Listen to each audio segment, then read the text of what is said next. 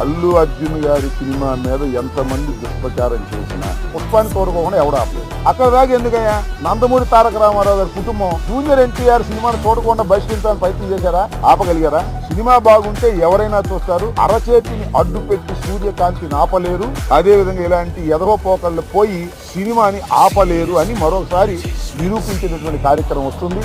అల్లు అర్జున్ అయినా లేదా జూనియర్ ఎన్టీఆర్ అయినా లేకపోతే మరొకరైనా సినిమా బాగుంటే ఎవరైనా చూస్తారు, బాగోపోతే ఎవరు చూడరు. నాకు తెలిసి అందరూ ఉవ్విళ్ళూరుతున్నారు. పుష్ప 2 చూద్దాం, దానిలో ఎంత బ్రహ్మాండంగా ఉంటుందని అందరూ ఎదురు చూస్తున్నారు. నేను కూడా ఎదురు చూస్తున్నా. మరి థియేటర్లోకి వెళ్ళి చూడాలంటే ఇబ్బందిని నేను కూడా పుష్ప 2 ఎలా ఉంటుందో చూడాలని నాకు బాగా కోరిక ఉంది. ఎందుకంటే చాలా అద్భుతంగా పార్ట్ 1 అద్భుతంగా ఉంది కదా, హాలీవుడ్ స్టైల్లో ఉంది కదా, అందరినీ తలదన్నే విధంగా వెళ్ళాడు కదా అల్లు అర్జున్. అందువల్ల బాగా జలసిగా ఉంది కొంతమందికి.